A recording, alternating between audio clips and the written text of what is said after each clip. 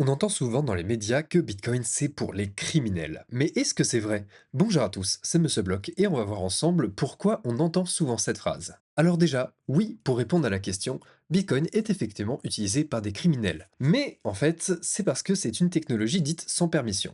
Absolument tout le monde peut l'utiliser pour transférer ou détenir de l'argent. Moi, vous, un chat, un frigo et même les méchants criminels. C'est dans la philosophie même du protocole.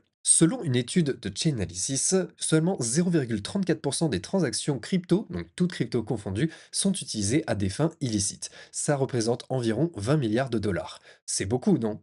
Et encore, ça c'est quand on parle de toutes les cryptos, mais pour Bitcoin, c'est seulement 0,05% des transactions du réseau qui sont utilisées à des mauvaises fins.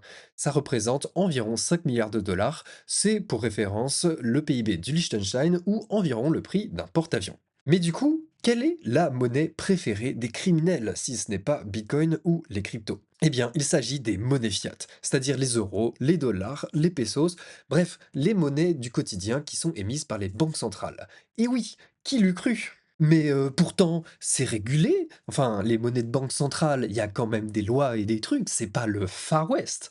Eh bien, selon divers rapports sérieux, dont je vais mettre les sources en description, on estime à 2 à 5% du PIB mondial le montant des transactions illicites dans le monde, soit dans les 4,5 trillions de dollars pour donner une échelle. C'est 900 fois plus que pour Bitcoin. Mais ça, évidemment, dans les médias, on en parle beaucoup moins parce que c'est quand même pas très jojo. Mais pourtant, avec toute la régulation antifraude et blanchiment d'argent, c'est pas super dur de financer le crime?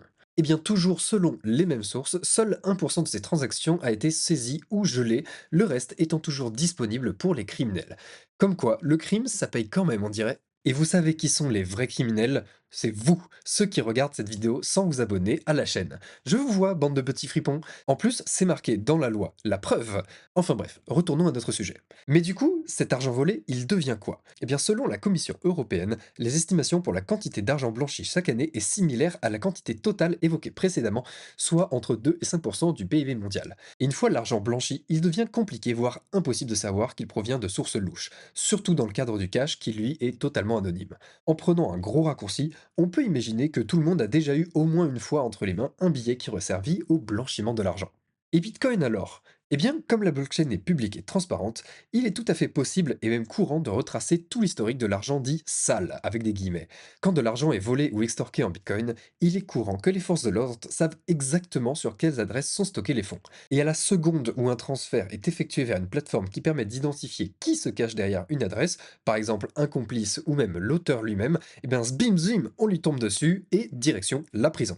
Je n'ai pas trouvé de chiffre exact, mais il n'est aujourd'hui pas rare que l'argent volé en Bitcoin soit retrouvé et saisi par la justice. Alors je n'ai pas trouvé de chiffre exact, mais il n'est aujourd'hui pas rare que l'argent volé en Bitcoin soit retrouvé et saisi par la justice. Les cas sont nombreux et faciles à trouver avec une simple recherche sur Google, donc je laisse loisir aux petits curieux d'aller checker ça. Mais pour vous donner un petit exemple, en 2016, il y avait eu le hack d'un gros exchange, Bitfinex, qui avait abouti au vol de presque 120 000 bitcoins. C'est beaucoup. Mais en 2022, leur tentative de blanchiment de cet argent ont permis aux forces de l'ordre de retrouver l'identité des voleurs et presque 108 000 bitcoins ont été récupérés à ce jour, soit 90% du butin, le reste ayant déjà été blanchi ou dépensé. On en arrive même au point où les forces de l'ordre préfèrent que les crimes soient opérés en bitcoin plutôt qu'en monnaie de banque centrale, car ça leur simplifie tout bonnement la tâche, vu que bitcoin est transparent et facile à tracer. Ça augmente du coup très fortement les chances de un jour récupérer les fonds suite à l'enquête. Au final, on a un usage de Bitcoin qui rend compliqué les activités illicites du moment où les forces de l'ordre s'y mêlent. On voit d'ailleurs une forte diminution des activités illicites opérées en Bitcoin, les acteurs malveillants préférant se tourner vers d'autres cryptos ou juste retourner aux bons vieux euros, là où l'activité illégale ne semble pas diminuer avec le temps. Et voilà, vous savez maintenant pourquoi Bitcoin n'est plus la monnaie préférée des criminels. Sur cette chaîne, je parle de Bitcoin et de toutes les questions qu'on peut se poser sur cette magnifique technologie. Alors si vous avez la moindre question, posez-la en commentaire et j'essaierai d'y répondre en vidéo si ce n'est pas déjà fait. C'était Monsieur Block et je vous dis à la prochaine.